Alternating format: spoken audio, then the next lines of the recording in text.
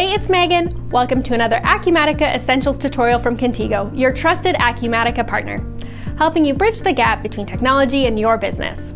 We're going through an overview of Acumatica's easy-to-use modern interface and showing you what a cloud-based ERP system can do for your business. Right now, we'll be covering system navigation in Acumatica. Are you struggling with a clunky old ERP or accounting system that looks like it's stuck in a previous decade or even century? Is your current system complicated to navigate and cumbersome to learn? Is it challenging to find what you're really looking for? Does your team struggle to access the system when they're working remotely, either at a client site or from home? Acumatica's clean, modern user interface is easy to learn and use from anywhere with an internet connection on any device. All of the features we will be showing during this video are part of the base functionality with no customizations installed.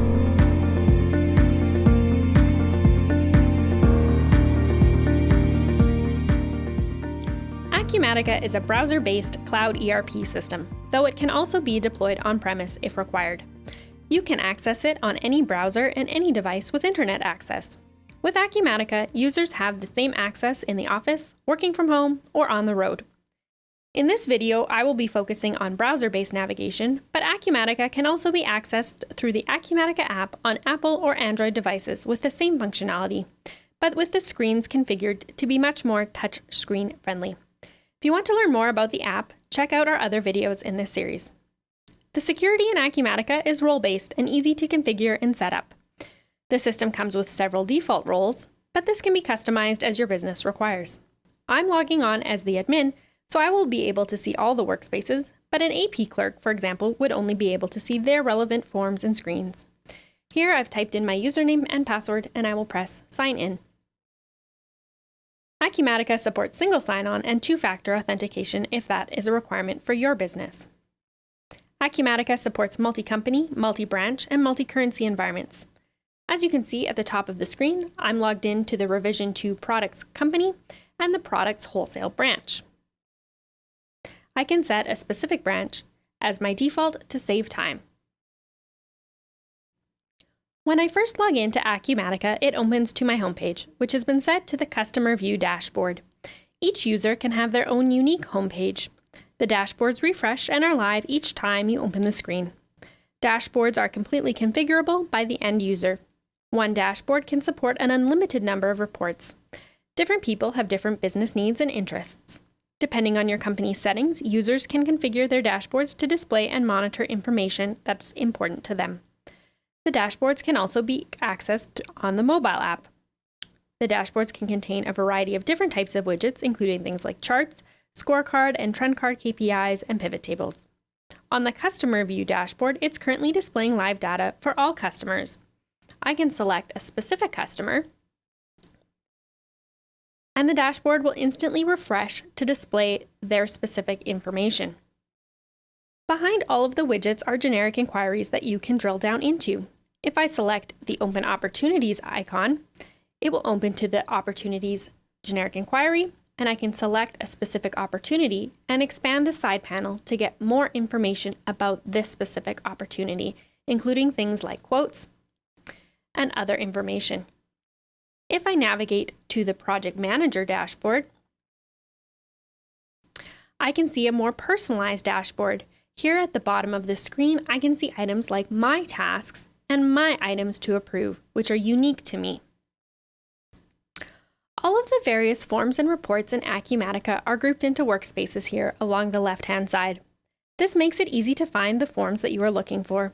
For example, if I go to the Sales Order workspace, there are tiles at the top to quickly create new records, and the other forms and transactions are grouped down below.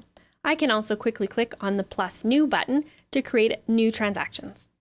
When I first open up the workspace, it is in Quick View, which can be customized by the user to show the most commonly used items, or I can quickly toggle to the full view to see all of the options that I maybe only use once per month. I can collapse the workspace menu here on the side to give myself more screen space if I want. I can easily identify favorite transactions by clicking on the little star icon. All of the items that I mark as a favorite are instantly available in the Favorites workspace, where the transactions and forms are grouped into their specific workspaces.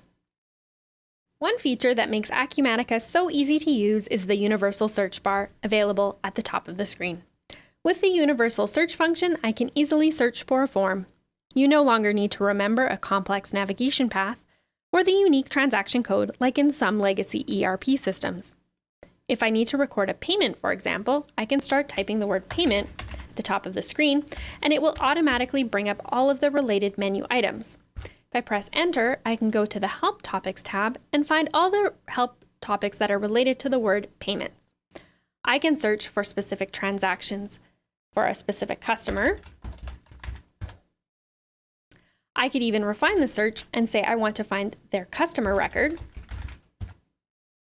So that's available right here. I can also search for specific transaction numbers or items that are related to a transaction. So I'm just going to look for 1, 2, 3, 4, 5. And here I can find the sales order, the customer order number 1, 2, 3, 4, 5. I can also find the related file that I've attached for this record that references this term. Let's go look at a sales order to see how a standard form looks and feels.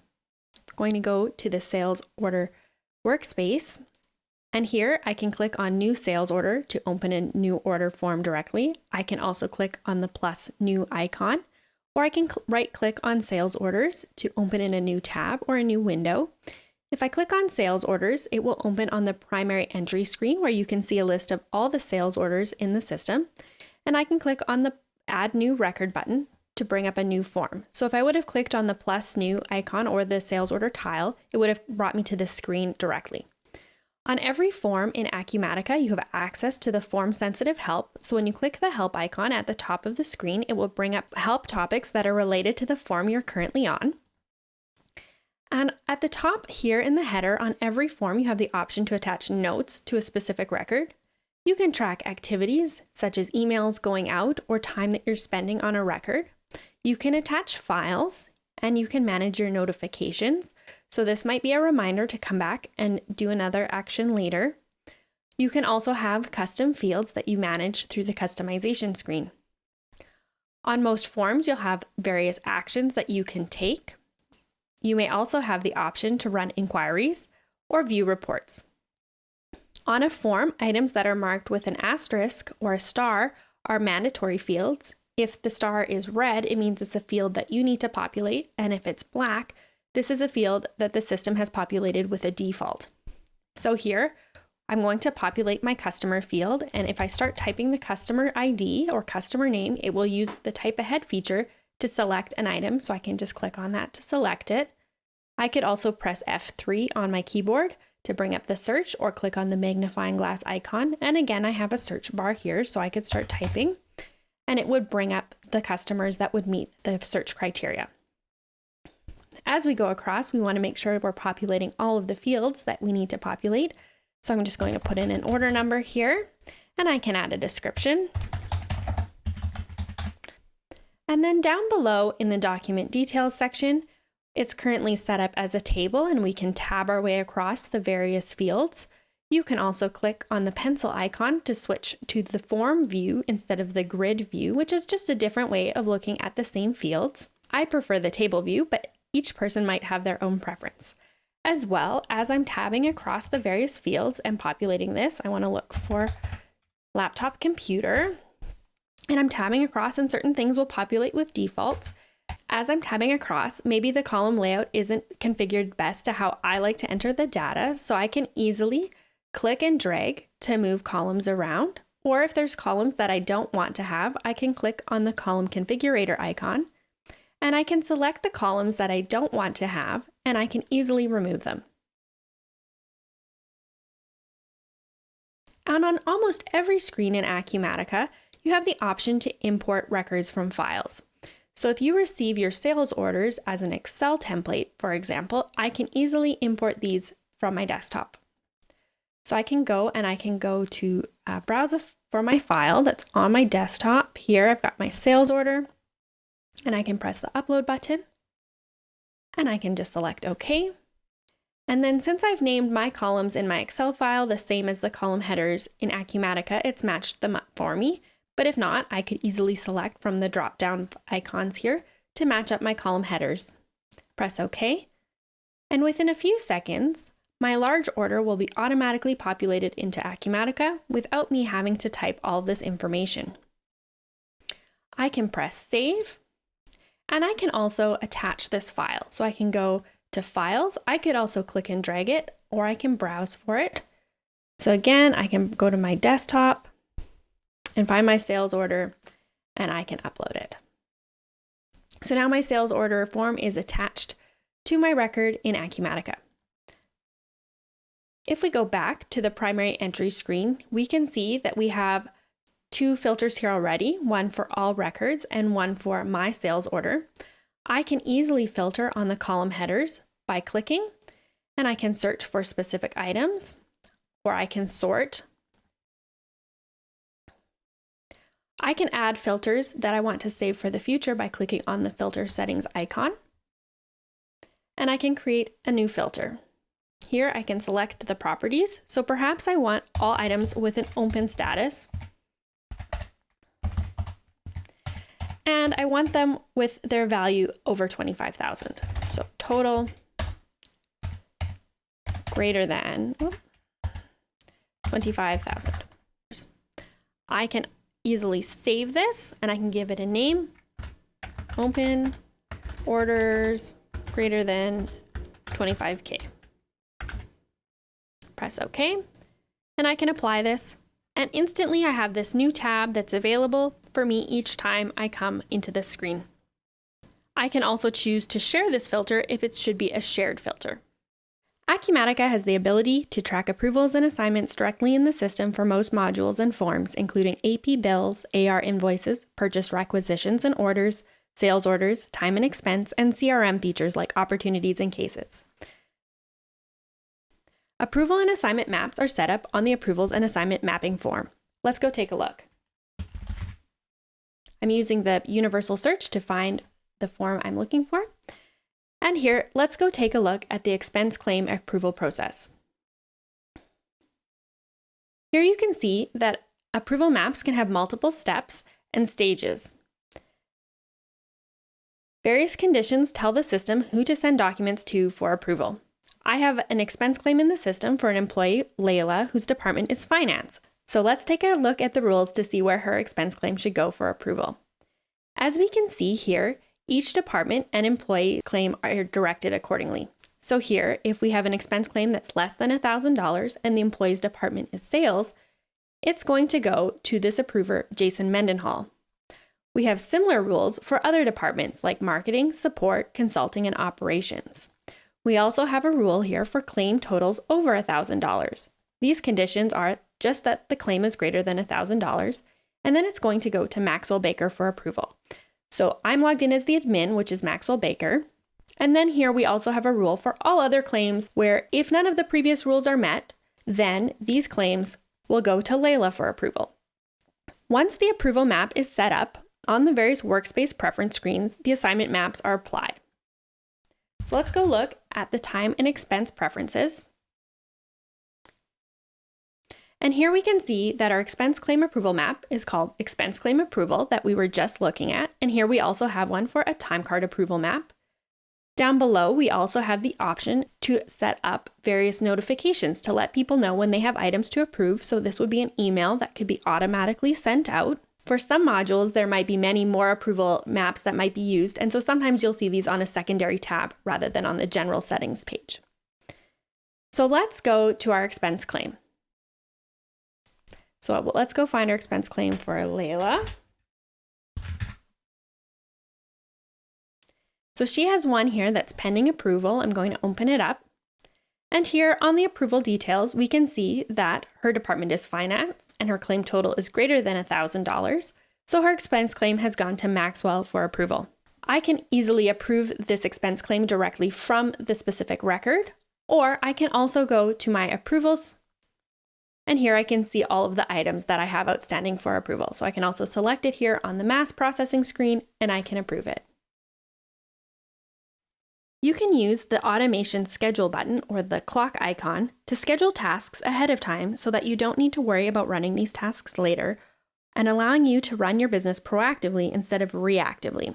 So I have a monthly invoice that I want to send out on the first of every month. And so let's talk about how we could set that up. So in the receivables area, I'm going to go to invoices and memos. And here I have this invoice which has a status of scheduled. So I created my invoice for the first month, and then I went to go actions and I added it to a schedule. So let's go take a look at the schedule. I'm going to go to recurring transactions for receivables. And here I'm going to open up my active one here, the last one. And here I've put in all of the settings for this invoice. So I want to run this invoice 12 times, so once per month for a full year. I've given my schedule a name of monthly service charge. And here on the generated documents tab, you can see that I've already generated this invoice for January, February, and March. So let's go ahead and run it for the month of April. So I'm going to go run now. The executed times was 3 and now it's 4, and our invoice has been created in the balanced status. I can go and open this invoice, and I have the option here under actions to email this invoice or memo to our customer. Now that the invoice has emailed out, it's now attached to the activities, and I can release the invoice. There are other options as well in the contract management module or deferred revenue modules that can also manage these types of transactions. Acumatica has robust and flexible reporting capabilities. Reports run in Acumatica are always live and never out of date. We will take a quick review of standard reports, financial reports, generic inquiries, and pivot tables. An example of a standard report is the sales order details by customer report. So let's bring that up.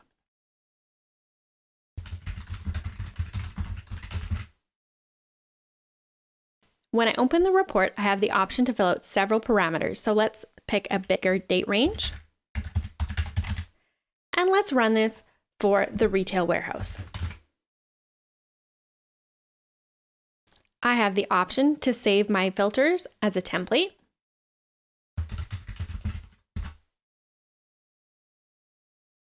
So now I can select this in the future to make it easier to run this report. And now let's go and run the report. When the report opens up, I can see the information summarized by customer for all of their sales orders for the period that we selected. I can click on any of the sales order links in blue to open up the sales order. I also can use the groups function to easily sort and navigate to a specific customer's records. I also have the option at the top to print, send, or export this report. Financial reports are based off of Acumatica's Analytical Report Manager, and reports can be easily updated and customized by an end user with appropriate permissions to format them to match your reporting requirements. Let's take a look at the profit and loss statement. I'm going to run it for December and run the report. Again, we have the option here to look at groups. So here our groups are based on our branches and companies. So I can drill down to a specific location. I again have the option to print, send by email, or export my report. I also can drill down into any of these values on the financial statements. So here, if I click on total sales revenue, it will open up to my general ledger details. And here I can see this totals by sub-account. And I can continue to drill down into these amounts all the way back to the original batches. So here I can go all the way back to the source accounts receivable documents that make up the amounts on my financial report. Just close these extra tabs and go back to our report. Generic inquiries are a great way to view large amounts of records and sort and filter them. I'm going to open the invoiced items generic inquiry.